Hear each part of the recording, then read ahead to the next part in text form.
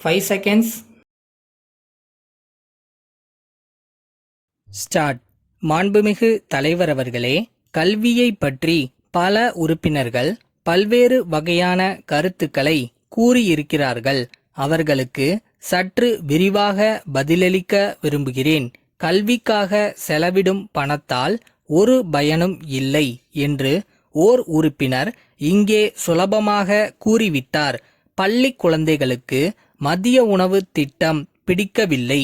அதற்கு செலவிடுகின்ற பணத்தை ஆசிரியர்களுக்கு கொடுத்து விடலாம் என்றும் குறிப்பிட்டார். ஆசிரியர்களுக்கு ஒன்றும் கொடுக்கவில்லையே என்ற வருத்தத்தில் இவ்வாறு கூறிவிட்டார் என்று நான் கருதுகிறேன். நான் அவருக்கு தெரிவித்துக் கொள்ள விரும்புவது என்னவென்றால், ஆசிரியர்களுக்கும் முதியோர் ஓய்வூதியம் வழங்கலாம், மற்றுமுள்ள சலுகைகளையும் அளிக்கலாம்.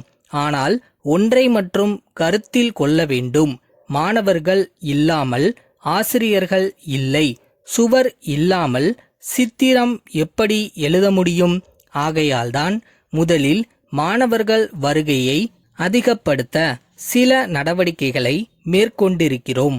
அனைவருக்கும் உயர்நிலை பள்ளி இறுதி வரை இலவசமாக கல்வி அளிப்பது என்று அரசு எடுத்திருக்கும் முடிவு பற்றி சில அங்கத்தினர்கள் சில ஐயப்பாடுகளை எழுப்பியிருக்கிறார்கள். குறிப்பாக இவ்வளவு பெரிய காரியத்தை செய்கிறபோது கல்வியின் தரம் குறைந்து விடுமா என்று கவலை தெரிவித்தார்கள். பள்ளி குழந்தைகளுக்கு இந்த சலுகையை அளிக்கக்கூடாது என்பது இவர்களுடைய நோக்கமல்ல. தரம் தாழ்ந்துவிடக் கூடாதே என்பதுதான் அவர்கள் கருத்து.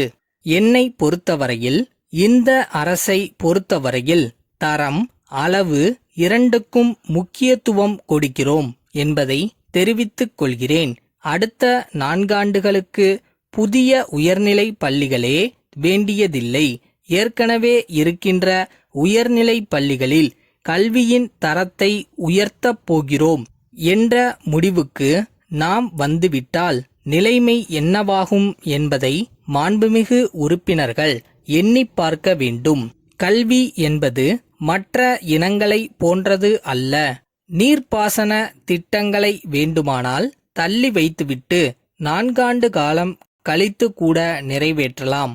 அப்படி செய்தால் விவசாயிகள் அந்த 4 ஆண்டுகளுக்கு புன்செய் பயிர் செய்துவிட்டு போய்விடுவார்கள். அதனால் பெரிய பாதகம் ஒன்றும் ஏற்படாது. ஆனால் கல்வியை பொறுத்தமட்டில் அப்படியல்ல. இந்த ஆண்டு பள்ளியில் சேர்க்கப்பட வேண்டிய பிள்ளைகள் பள்ளிக்கூட வசதி இல்லாத காரணத்தால் நின்று விடுவார்கள். இப்படி தள்ளிக்கொண்டே போனால் இந்த நாட்டை உருவாக்கும் எதிர்கால சந்ததியினர் நிலை என்னவாகும்?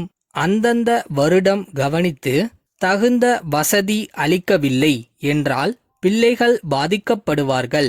மறுபடியும் அவர்களுக்கு விமோச்சனமே இராது. அது மட்டுமல்ல, பிள்ளைகளுக்கு படிக்க ஆர்வம் இருந்து அவர்களுக்கு நாம் வசதி செய்து தராமல் இருந்தால் அவர்களுடைய குடும்பத்திற்கு மட்டுமல்ல, இந்த சமுதாயத்திற்கே பேராபத்து ஏற்படும் என்பதை கவனிக்க வேண்டும்.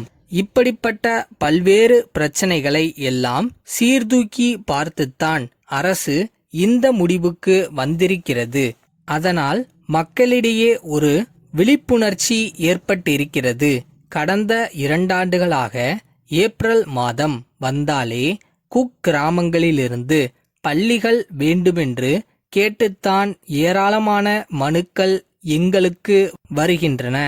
ஆரம்பத்தில் இலவச கல்வி அளிக்க சில நிபந்தனைகள் விதிக்கப்பட்டிருந்தன. அதனால் ஏற்பட்ட சில நடைமுறை சிரமங்களை உணர்ந்து படிப்படியாக அந்த நிபந்தனைகள் எல்லாம் தளர்த்தப்பட்டு தற்போது அரசு ஊழியர்களுடைய குழந்தைகள், பணக்காரர் வீட்டு பிள்ளைகள், மற்றவர்கள் என்று பார்க்காமல் அனைத்து மாணவர்களுக்கும் உயர்நிலை பள்ளி வரை இலவசமாக கல்வி அளிக்கப்பட்டு வருகிறது. மேலும் சில இடங்களில் பள்ளிகளுக்கு கட்டட வசதி இல்லை, ஆசிரியர் பற்றாக்குறை இருக்கிறது என்ற குறைபாடுகள் இருப்பதை அரசு உணர்ந்திருக்கிறது. அரசினுடைய நிதி நிலைமைகளுக்கு ஏற்ப இந்த குறைபாடுகளும் கூடிய விரைவில் போக்கப்படும் என்பதை நான் தெரிவித்துக் கொள்கிறேன்.